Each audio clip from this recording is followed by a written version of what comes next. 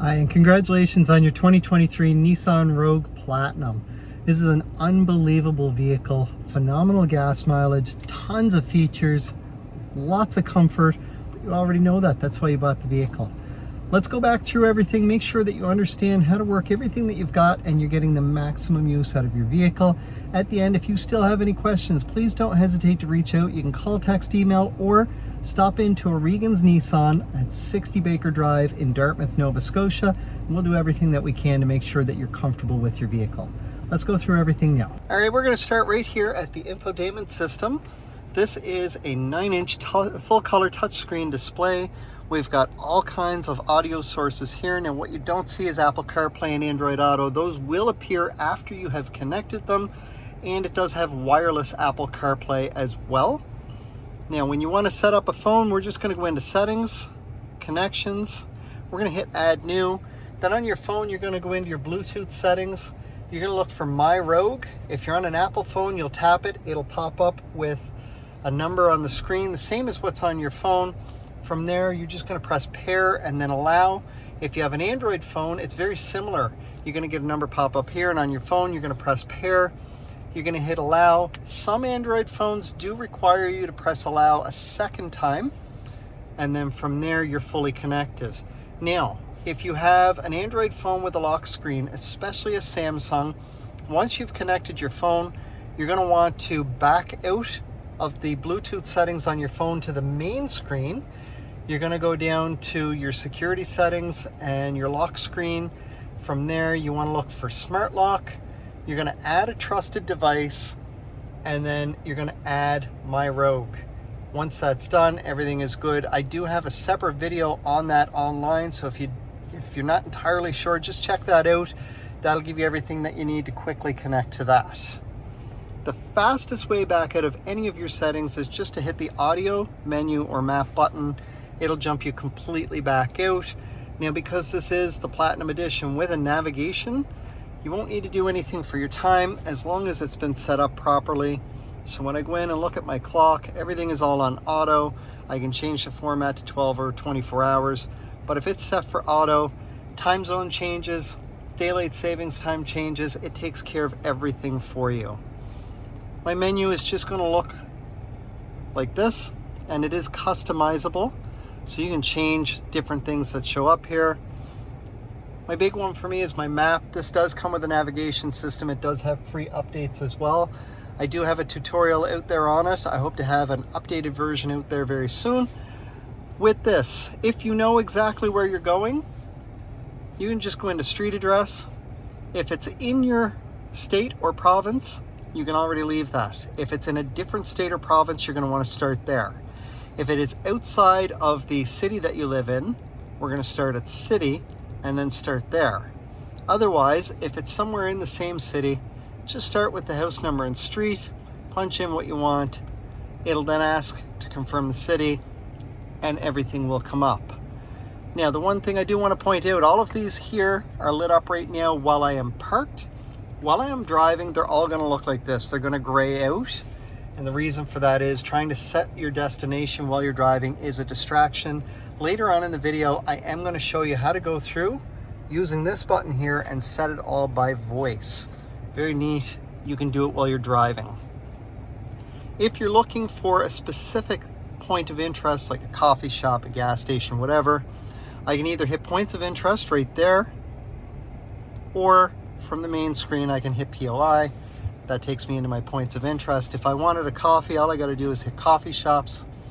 This is going to come up and start with the closest and work its way back to the furthest. And there are many screens. We've got 60 different options currently showing right now. All I need to do is tap on it, and it's going to set everything for me. From there, if I hit start, turn left after 1 kilometer.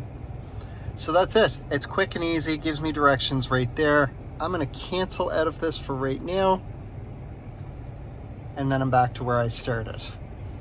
Now, my backup camera, when it comes up, and this is giving me an indicator right now that I've got something beside me, and it is in that zone.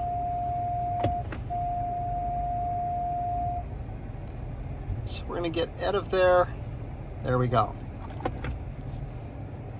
Now, for my backup camera, we can see here, everything pops up really nice and easy. I've got my distance indicators. I've got my 360 camera, which is the surround view. This utilizes the backup camera on the bottom, a camera below your Nissan emblem in the front of the vehicle for out front, and for your sides, it's simply using cameras that are underneath your side mirrors, and it stitches the 4 of them together to give you that view that you're looking at. Now, for my distance indicators while I'm backing up here, as soon as something gets within the green hash marks here, it is going to slowly start to beep at me inside the vehicle. The closer I get to that object, the faster the beeping is going to be. If that object gets down near these red hash marks going across here, it's going to be pretty much a steady tone, and if I'm still moving, it is going to fully apply the brakes, and that is about 1.5 feet away from whatever is behind me, and it will stop me dead in my tracks so that I do not make contact. If you do decide to put a hitch on your vehicle, whether it's to tow anything, as you can tow up to 1,500 pounds, or you just want to put a hitch back there for a bike rack, you do need to disable the rear emergency braking, which we'll get into again a little later in the video, and I do have a separate video specifically on that one as well. We're going to go back. Before we go back into park, while I'm in reverse, if I hit my camera button here, I do get a view down the passenger side of the vehicle. If I'm parking beside a curb, I can put this yellow line right on the curb, and that'll put me 6 inches from the curb. If I push the button again, it is a view straight out behind me. Now, because I hit the camera button, the moment I go into drive, I now have a view out the front of the vehicle.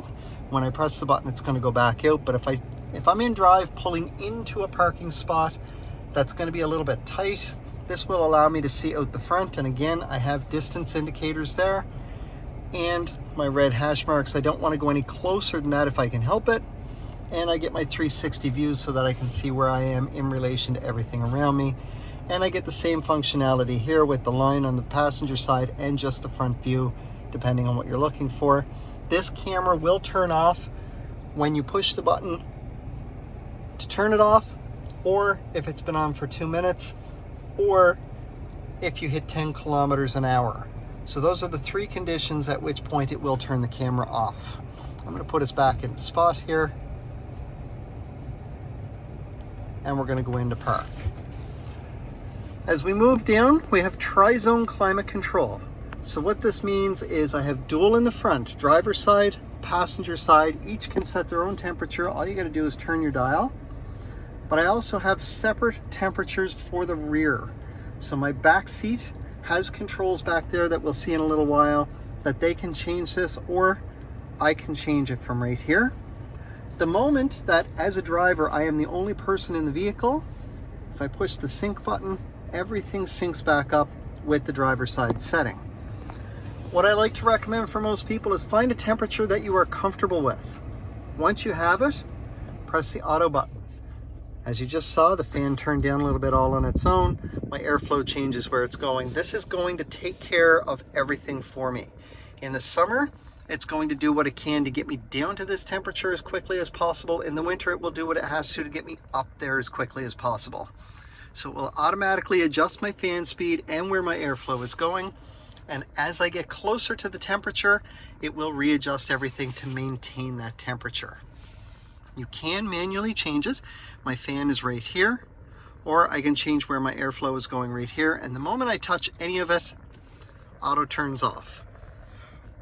Rear defrost is right here. That's also going to turn on your heated side mirrors for you to clear off those mirrors in the winter when there's ice, or any other time of the year when there's rain or dew or fog that are making your mirrors unusable.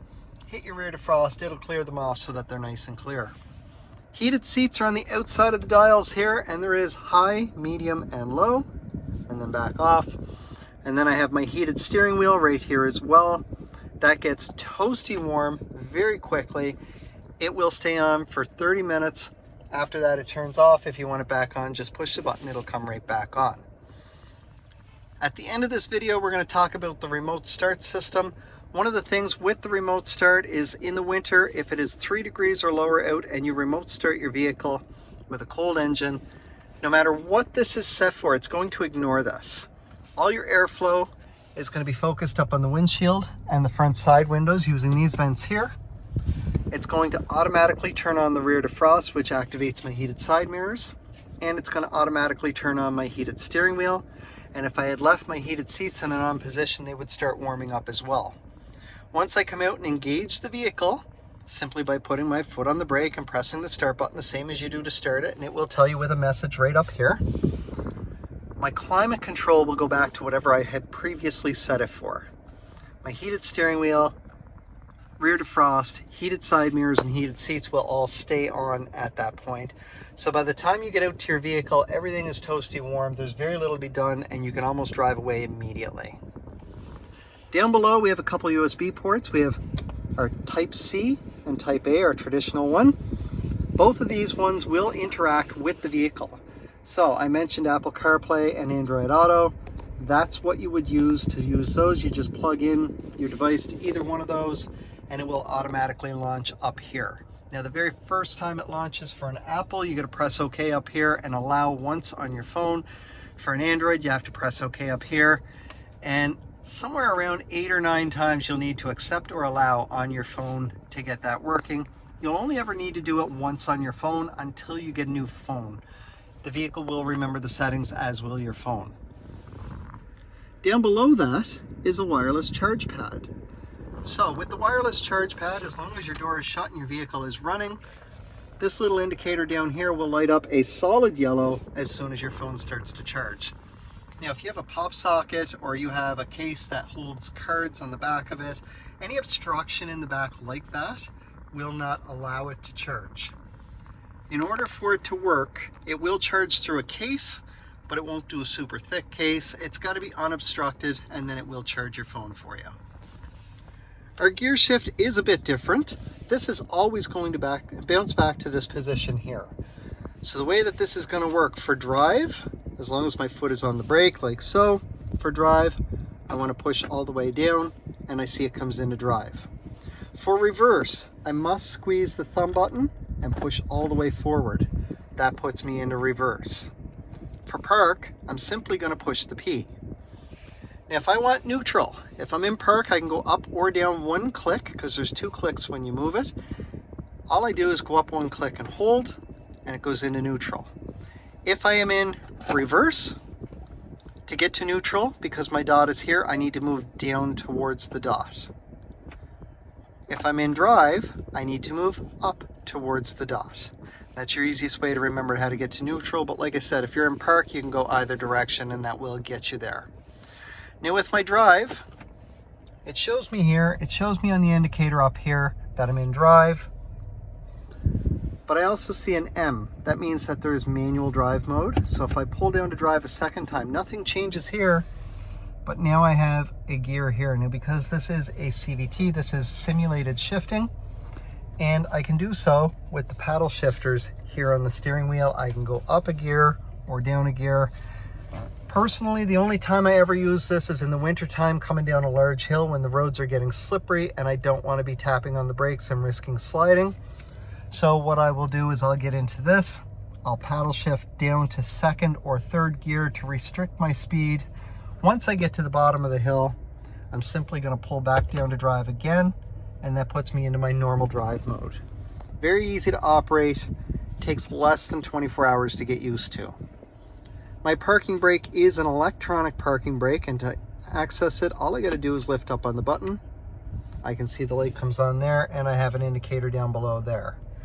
To disengage this, I need to push down on the button, but if I don't have my foot on the brake, it tells me press the brake pedal and now push down, and I can see that goes out, and my indicator down here has gone away as well.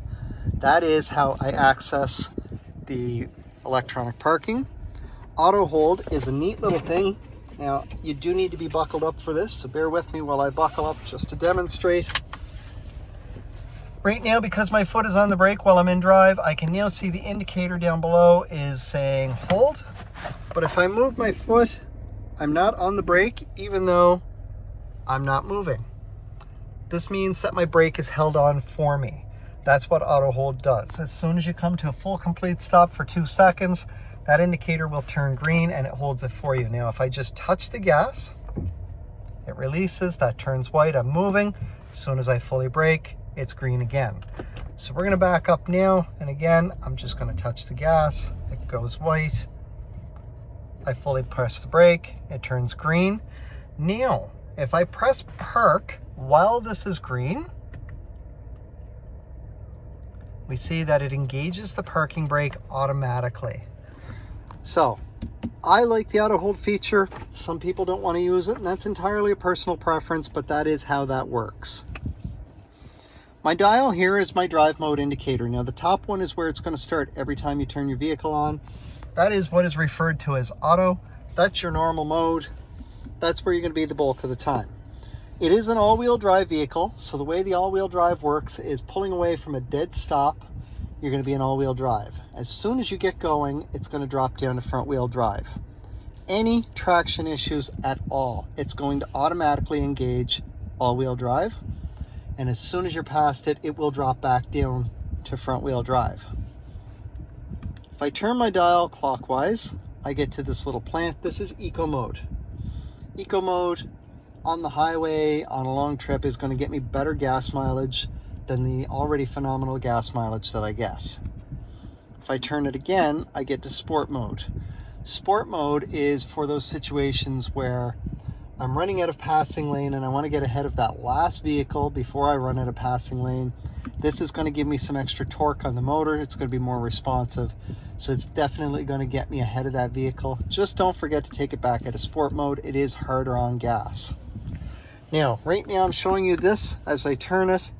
You don't want to be looking down at this as you're driving when you turn it. So when you turn it, it does show you right up on the screen what you're doing. So my snowflake, and the indicator is on the screen here as well. The snowflake is snow mode. Snow mode, the way that this is going to work is the all-wheel drive system in snow mode is still going to kick in as soon as you hit the traction issue. The difference being when you get past that traction issue, instead of dropping right back down to front wheel drive, it's now going to hold you in all-wheel drive longer in anticipation of another slippery spot just ahead. If after a few seconds it's not finding anything, then it would drop back down to front wheel drive. Our last one down here is off-road mode. And this is not to say that we expect that you're going to be off-roading. However, if you were on a dirt road after a heavy rainfall and the road was really muddy, or maybe it's coming on spring where the roads have gotten a bit soft on the dirt roads and there's some pretty heavy mud, this is almost exclusively all-wheel drive the whole time that you're in it. We just don't recommend this for driving on asphalt, so any of your concrete or your roads or anything like that. Like I said, every time you turn the vehicle off and turn it back on, it's going to start right back up here. Your center console is a butterfly style console. Nice deep storage right there, lots of room.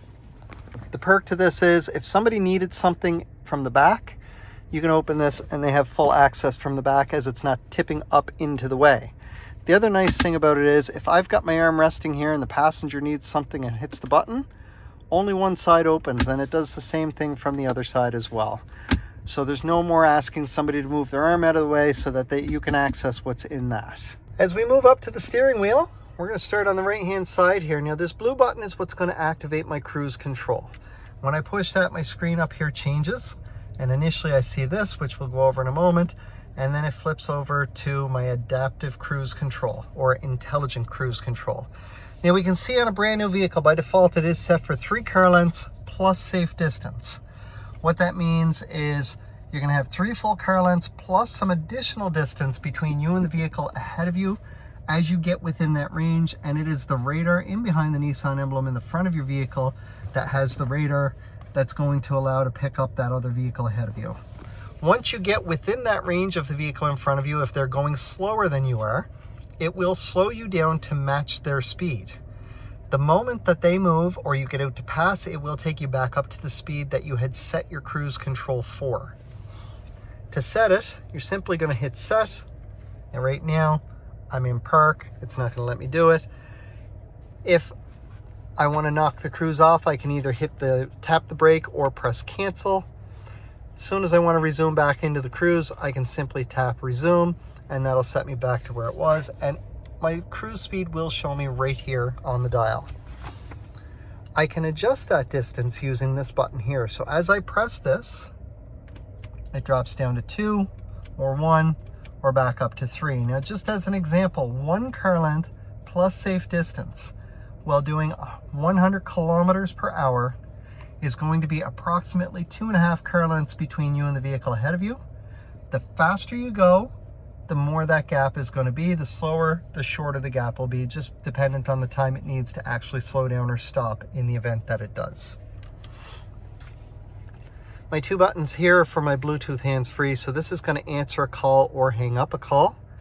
My button over here is going to allow me to make an outbound call.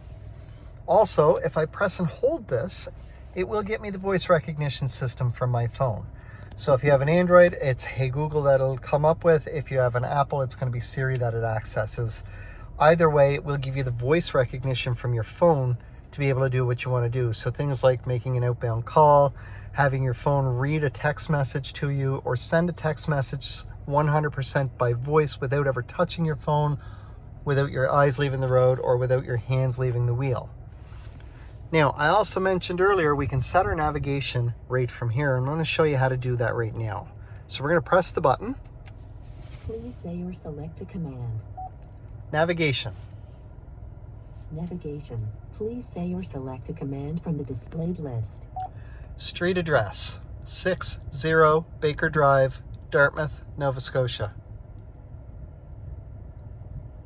Please wait. Did you mean 60 Baker Drive, Dartmouth, Nova Scotia? Please say yes or say a number from the displayed list. Yes. Yes. 60 Baker Drive, Dartmouth, Nova Scotia. Calculate route, adjust location, or change address. Calculate route. Calculating route. You will arrive at your destination on the left-hand side after 50 meters. So just like that, I can go through and I can set my navigation 100% by voice, and it will allow me to do that while I'm driving. So again, my hands have stayed firmly on the wheel, my eyes are focused on the road, and I have now set my destination without touching anything over here, which is a fantastic way to do this. Now I'm going to leave that set for a moment, because in a couple minutes we're going to get to a screen up here that does depend on having your navigation set. As we move across the steering wheel, I can see I've got volume controls for my radio. So we're going to set this back to the radio at the moment. And I can see from the steering wheel as I hit this, my volume does change. So I can do that either way. These 2 buttons down here are going to go through the presets on my radio, making it very easy to change what I'm listening to. Or if you're streaming music from your phone, no matter what app it is, it will skip tracks using that same 2 buttons there. Now, my OK button, or my OK dial with the arrows around it, is going to be for my center screen. Now, because I have the navigation set, this looks slightly different, and I'll show you in a couple minutes what it's supposed to look like without the nav set. But on my home screen, I do have my radio presets, my radio info, as well as some information here. My digital speedometer is over here. Now this view is the traditional view, and it does give me my analog looking speedometer as well as digital. If I press this button right here, and then press in the OK dial, it changes to a newer style view, where I still have my digital speedometer, I still have my radio info, and I've still got my navigation information right here, making everything really easy to operate. And one of the things I noticed on the screen right here is a speed limit sign. So as you pass by any speed limit sign, doesn't matter what the speed is, this is not going to set based off of your navigation. It's going to use the camera up in the windshield here to read that speed limit sign, and it will post it right on your dash for you so that you always know what the speed is. It's all going to also going to post it on the heads-up display that we're going to look at in a couple minutes as well. Now, if I press my right arrow right here, I move on to some information here for fuel economy. Now this is running exceptionally high. Now I see 2 dots here. So if I scroll, it takes me to some more information. It's running exceptionally high because we've gone 18.7 kilometers in an hour and 54 minutes. There's been a lot of idling. I know I've done almost 25 minutes of idling so far just doing this video. So that's playing into it. So I'm going to press the OK button and hold it in, and I get a list. Now I can reset any one of those individually. I want to reset them all, so I'm going to say all items. I'm going to scroll down and say yes. And now when I hit the back button, I can see everything has reset. So that's manual reset 2. Manual reset 1 we'll get back to in a moment and reset that as well. But if I press the OK dial again, auto refuel, this one's only gone 3 kilometers in almost 58 minutes. So the fuel economy is ridiculous at the moment. However, this one automatically resets all 4 of these every single time that you gas up. And that white bar down there means that it is full, and I've got 724 kilometers to empty on a 55-liter tank of gas. That number will change depending on your driving habits, highway versus city versus a good mix. We're going to go back to the manual and reset that one as well. And back out, and we'll put it back on the auto refuel for the owner of this vehicle who's picking it up later today. As we move to the next screen, because it is a variable compression turbo, that means that there are 2 points at which point the turbo will kick in. There is a power point and an eco point. On this meter over here, when you get down here while you're driving, you're going to see absolutely amazing fuel mileage that almost rivals a hybrid. When you need that power, you'll see the bar come up over here. As soon as you get up in this range here, that's when you're going to feel that big boost of power from the turbo, and it's going to give you everything that you want to be able to get out and around. It will be a little harder on gas at that point, but it's not going to be bad. Now again, we've got those dots over on the right hand side of the screen, so I'm going to scroll down. This is where your tire pressure monitoring system will appear. Once you start to drive, all 4 wheels will appear individually and show you exactly what the pressure is in all 4 wheels. From there, if you get a low tire, no matter what screen that you're on, it will pop up and say low tire pressure. It'll tell you which tire is low and what the exact pressure is. Should that happen, just pull in somewhere that's got an air pump, leave your Rogue running, go to the tire it says need air, and start putting air in. As long as your vehicle is on while you do this, once it gets up to the correct pressure, the horn will beep once to tell you to stop.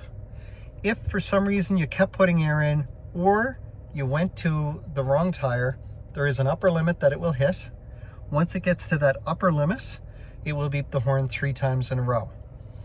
If this does happen, please stop putting air in the tire. However, we do ask that you start letting some air back out, and when it drops back down to the correct pressure, it'll beep once to tell you to stop again. As we scroll down to the next one, it does have the auto start stop function on the motor. This will show you how much gas you have saved with it every time it engages. If you don't want it on, the button right here is to turn it off. You do need to do that every time you get in the vehicle. Our next one down, this screen will allow you to monitor when you are in front wheel drive versus all-wheel drive. All-wheel drive will have a 50-50 split on the power. Front wheel drive will fill up the top bar, and it'll show you when it's between either one. Our next screen over is for our navigation. Now, this particular screen only shows up when the navigation is set, and that's why I left our destination set. The moment I go in and cancel my destination, that disappears and takes me back to this. This is just my vehicle with a compass, and it shows me where I'm going. Now I'm going to reset the destination because I want that info up there for the heads up display later as well. So I'm just going to go through and I'm going to set that to go to a coffee shop. There pops up my screen again. It's very easy to operate, and that's because I have set my navigation. 1 kilometer. If I scroll down, I'm back to that compass and the direction that I'm going there. Now this is simply my radio presets, and while I'm on this screen here, I have total control of everything to do with my audio with the push of a button here. So if I push this dial right here, it pops up with a menu and allows me to select the source that I want my audio to play from. I can do this from the home screen as well as from this screen. Now this screen we saw, this is for the adaptive cruise control. Now, I'm going to turn my cruise off for a moment, and instead of simply pushing this, which does bring this up, I'm going to turn this back off, and now I'm going to press and hold this button. And after a couple seconds, I see the lines disappear and this icon down here changes. This means that I'm no longer in adaptive cruise control. This is traditional cruise control. So a single press puts me in adaptive cruise control. A press and hold puts me in traditional cruise control. Now if I scroll down again, I get a much larger version of the speed limit sign that's down there. So I always know what the speed is. Our last screen over is our settings. There is a few settings that I do traditionally like to change for customers before they pick up a vehicle. Don't be afraid to play with the settings. There is a factory reset at the bottom. You cannot mess anything up. The VDC settings will just allow me to go in and turn off the traction control. I don't recommend doing it. You're driving an all-wheel drive vehicle. As I move down to driver assistance, I turn all of these on any brand new vehicle for somebody picking up their new vehicle. Steering assist is the Pro Pilot Assist system that will work with the adaptive cruise. I have a very detailed video on every bit of that, how it works, especially with the Navi Assist. It is semi-autonomous driving. It helps drive the vehicle with you. You will literally feel this move in your hands, or if you take your hands off like this for a moment, you'll see the wheel moving. It was primarily designed for long drives and late night drives when you might not be as alert as you were starting out, but it will keep you centered in your lane. Lane assist, we've got warning and intervention. The lane departure warning, what's going to happen with that is that works at 60 kilometers an hour or higher. My camera up here in the windshield is going to read the lines on the road on either side of me, and if I start to drift out of that lane, the steering wheel is going to vibrate. It is a haptic steering wheel, so it's going to vibrate just to let you know. It's almost like hitting the rumble strips on the side of the road, except only the driver feels it.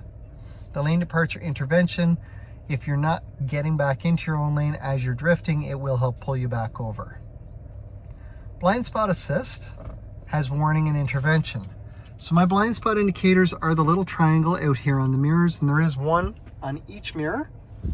That works at 32 kilometers an hour or higher with a vehicle in motion beside you. So it won't work on a parked car, won't work on a barrier or anything like that.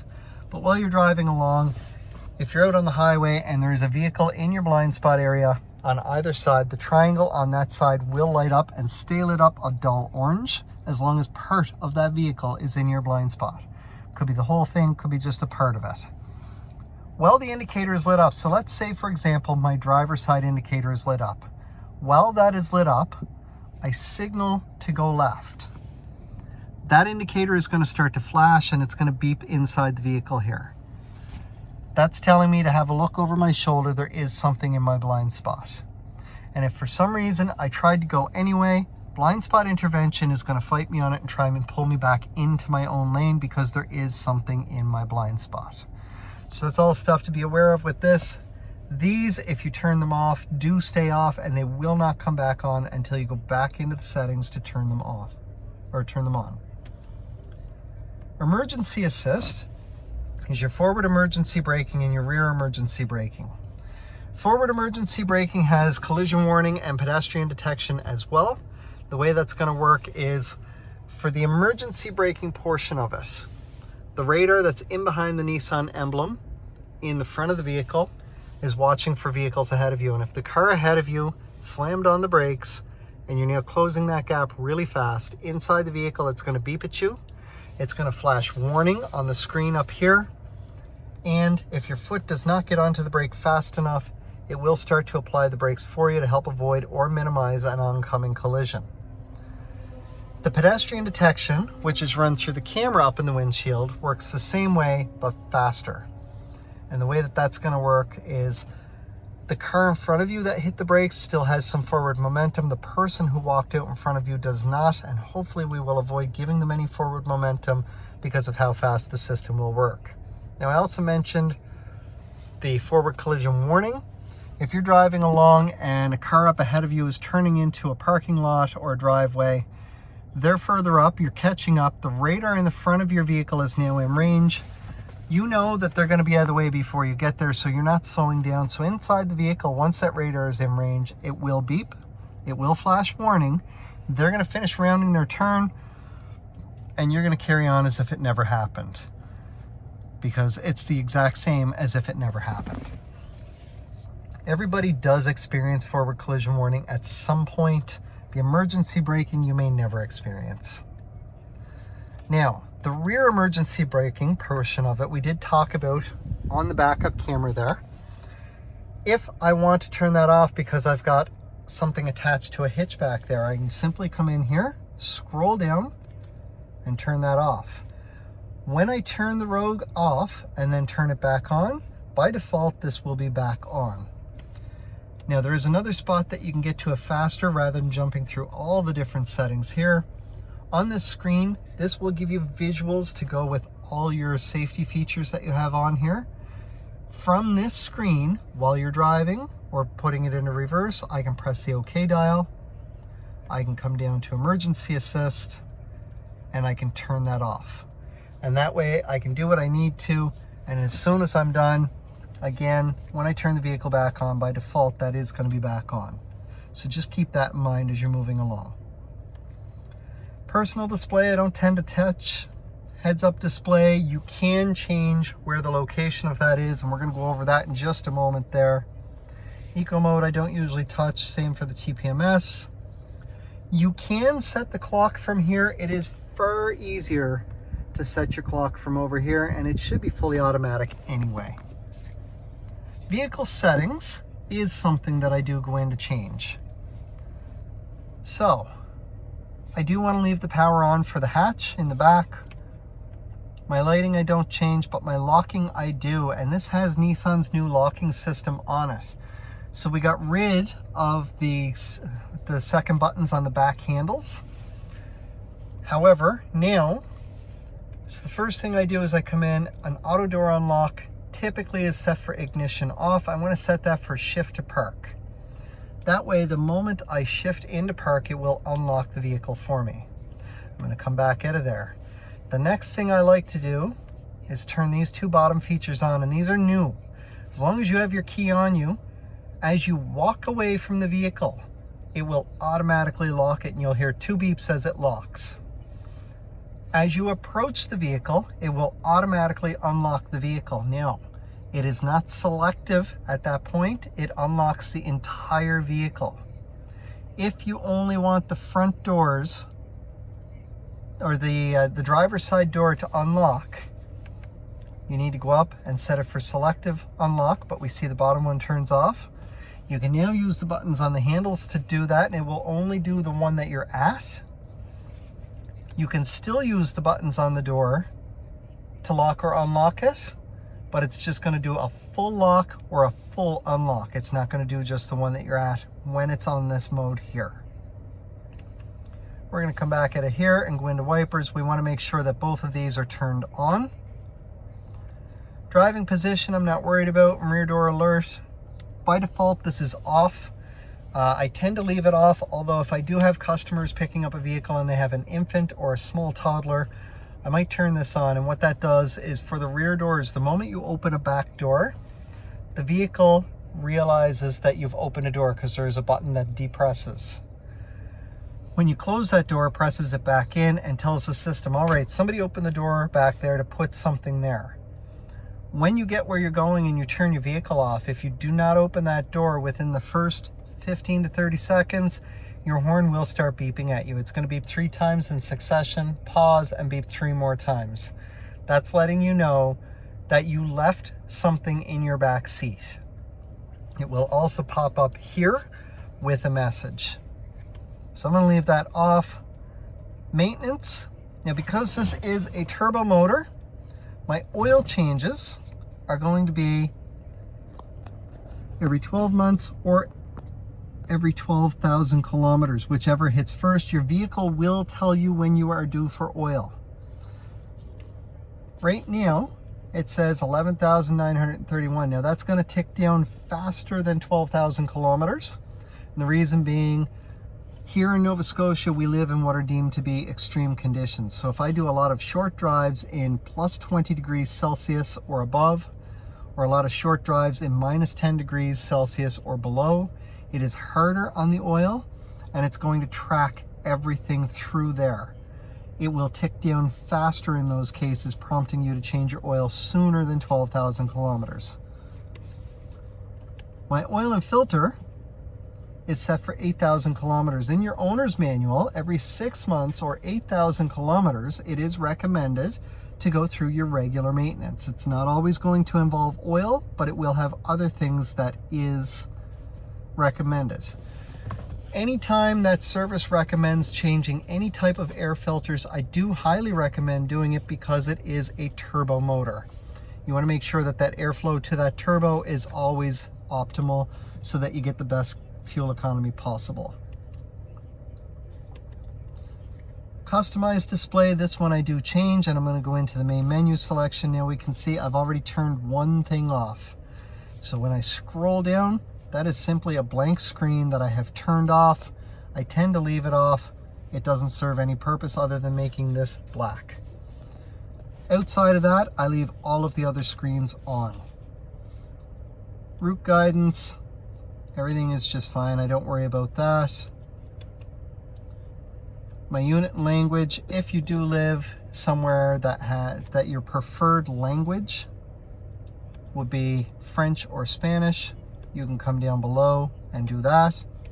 Or if you're traveling into the US, I can go in here, and if I change this, all of a sudden my speedometer and my odometer have changed to miles.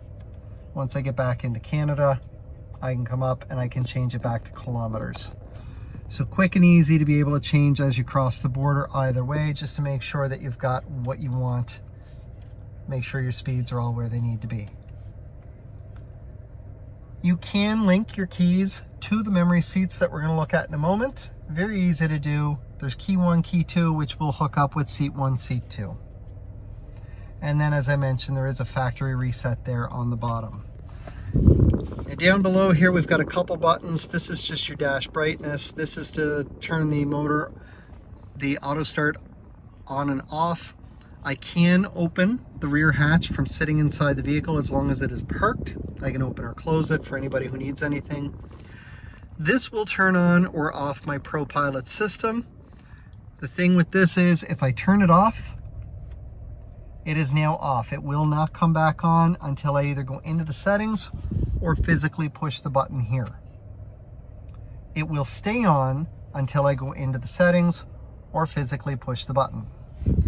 Now this button, it's a little hard to see right now, but there is a heads-up display showing up here on the windshield. The button with the eye in the car, if I push it, turns that off. If I push it again, it comes back on. Now I'm going to turn my cruise back on because I want as much information up there as possible. You may see it better as this car goes by. There we go. So with this, I have a speedometer up top, and directly below it, it will post my speed limit sign. In the center, it does show me my adaptive cruise, so as I change the distance on that, I can see that the car lengths drop down to 2, 1, or 3. And on the left side, because I have my navigation set, over here it shows me I'm going to need to go up and do a slight left turn in 1.3 kilometers. That will change depending on the directions on your navigation. This is all designed so that you don't need to do anything special. Everything shows right on the screen up there. You can see right through it, but again, if you find it distracting, just push that button to turn it right back off. Lots of great information up on the screen there to make sure that you've always got everything that you need available to see. We're going to go over a couple more things inside before we hop out. First thing I want to go over is our memory seats. So Your driver's seat is a power driver's seat. You're going to find the position that is the most comfortable for you. From there, you're going to get your mirrors both set where you want them. And if you're driver 1, you're going to go set, seat 1. If you're driver 2, you're going to go set, seat 2. I will tell you, it's going to take about a week worth of adjustments to find that optimal spot. And every time that you readjust it, just hit set and whatever seat number you are.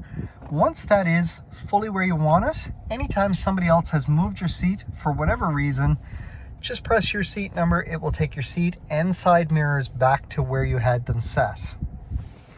It is an auto dimming rear view mirror. So as you get somebody ahead of you, or behind you with their high beams on, or a large truck behind you, it will automatically dim the mirror as well. Now there is a panoramic moonroof on this. Right now it's closed, so we're going to use this button here to open the shade on it. And it's going to stop partway back right about here. So I'm going to hit it again, and it does go the rest of the way. And I can stop that anywhere along the way simply by hitting the button. Now this piece here, if I use the other button right here and simply push up, it will tilt it to vent. I need to push forward to close it. If I push back, it does open this, and again, I can stop this anywhere along the way and push forward here to close it. Now my SOS button is exactly what it sounds like. Don't hit that unless there is an emergency. If you do accidentally hit it, Nissan's going to come on the line. They're going to ask what the emergency is. Tell them that you did it by accident. They have a little bit of leeway that they'll give you. Just don't do it a lot because they do tend to get grumpy after that for a while. In the back seat of your Rogue, I can see there are heated rear seats back here. Again, high, medium, low. This is where the temperature controls are here. And I've got a couple more USB ports here, Type C and Type A. You notice these ones have lightning bolts on the battery, where the ones in front had that USB icon. The USB icon on the front is because those ones will interact with the vehicle, whereas these ones strictly charge. They do not interact with the vehicle themselves. And on the side of my doors, I do have shades that will pull up to help block any additional light coming through, especially if you've got small kids. Very easy to operate. Around the back of the vehicle, now I took the key with me because as long as I have the key with me, I can give a little kick underneath. It's just a nice fluid in and out motion with your foot, basically underneath the license plate area, or when the hatch is open, you want to do it under this area here, and that will open or close. On the inside here, I've got a couple platforms that I can maneuver around for divided storage. I can take them, I can slide them down to drop them down, or if I want to take them out altogether, I'm simply going to move these, and then it comes out all together for some additional storage space. Put those back in. In underneath here is your spare tire and the subwoofer. Your jack and tire iron. Your jack is in here. Your tire iron is under with your tire. We do have the tonneau cover there, which pops out really nice and easy, just like so. Or if you needed extra storage space and you didn't want to go around to the sides to drop those seats down, on the sides, on each side, if I pull this lever, it just automatically drops it down for me. Really quick, easy access to give me a nice flat storage area. Up here on the hatch, we've got two buttons. This will close the hatch. This one will also close it, but it locks it at the exact same time. Or I've got a button here on the key fob. And again, as I mentioned, as long as the key fob is on me, that little kick, I hear 3 beeps, and the hatch closes for me really nice and easy. There's two last things I want to cover. Your headlights are fully automatic. I have covered the light sensor up there so that I've forced the lights to come on. Now, you do have high beam assist to go with your LED lights. High beam assist currently is not turned on, so I'm going to hit the button on the end of the signal indicator, and I see a green bullet with an A shows up top here. That means my high beams are now 100% automatic. The only way that that's going to go off is if I, one, manually turn on the high beams, or if I accidentally hit that button. If you do not see the green bullet up here, simply hit the button on the end of that. Your high beams are fully automatic. That will come on every time that your lights come on now until you turn off the high beam assist, whether it's intentional or automatic or accidentally. The last thing I do want to cover is your key fob. Now, because it is a key fob, there is a battery inside. That battery is typically good for 2 to 4 years. The first indication that your battery is going to be getting low is you're going to get in, you're going to put your foot on the brake, you're going to press the start button. Up here, it's going to pop up with a message that says incorrect key ID. Don't worry about it. Let the message go away. Try again. It should start. Time to think about changing the battery in this. If you hit the point that the battery goes dead, because we do get busy, on the inside of the vehicle, or the key fob here, if I push the button over on the side, there is a key for the driver's side door. That will still get me into the vehicle itself. Once I get in, I'm going to put my foot on the brake. I'm going to use the key fob itself to push the start button in. That will still start your vehicle even if your key fob battery is dead. Now, to change the battery, you're going to take the key out. You're going to get a small flathead screwdriver of some sort. You're going to get it right in this little spot here and give it a twist. And then work it down a little bit till this pops open. Inside the battery looks like it's a button battery, looks like a small watch battery. It's a CR2032. Please don't buy the dollar store batteries. They only last about 3 or 4 months. Spend the $7 or $8 to buy a good one. They'll last another 2 to 4 years. If you're running through batteries quickly, check and see how far away in your house you are parked from where you leave your keys. So if your vehicle is parked in your driveway and your keys are within 30 or 40 feet of the vehicle, it's going to be in constant communication. It will burn through that battery faster. As long as you put it a little bit further away, you'll get that 2 to 4 years out of it. On my key fob, the very bottom button is the panic button, or find my car in a parking lot. Above that, we've got a button to open or close my hatch. Right above that is the unlock, and above that is lock. But to work your remote start, which is our top button, you need to press lock, lock, press and hold the top button for 5 full seconds. That will remote start your Rogue from up to 200 feet away. From there, it's going to run for up to 10 minutes. If you're not in within the first 10 minutes, it will turn off. If 7 or 8 minutes in, you know that you're not getting out in the next couple minutes, just do the exact same sequence again. It'll reset that timer back to 0 so that you've got a full 10 minutes again. You can remote start this twice without ever getting in, or once with one extension. After you've done either of those, in order to remote start, you first need to get in your vehicle and drive and get up to 30 kilometers an hour to reset that system so that it will let you start to remote start again. If you've remote started it and then decide that you're not going anywhere, rather than letting it run for 10 minutes and turn off, just simply press the top button for 2 seconds. It will turn the vehicle back off. Remote starting in the winter will trigger that intelligent climate control system that we did talk about earlier. Congratulations again on your 2023 Nissan Rogue Platinum. I know we just covered about 1 million features on it, but if after going through all this you still have questions, please don't hesitate to reach out. Call, text, email, or stop into O'Regan's Nissan at 60 Baker Drive in Dartmouth, Nova Scotia. We're going to make sure that you are fully enjoying your vehicle to the extent that is possible. We want to make sure that you enjoy it as much as we do. It's a great vehicle. It's going to be great for you.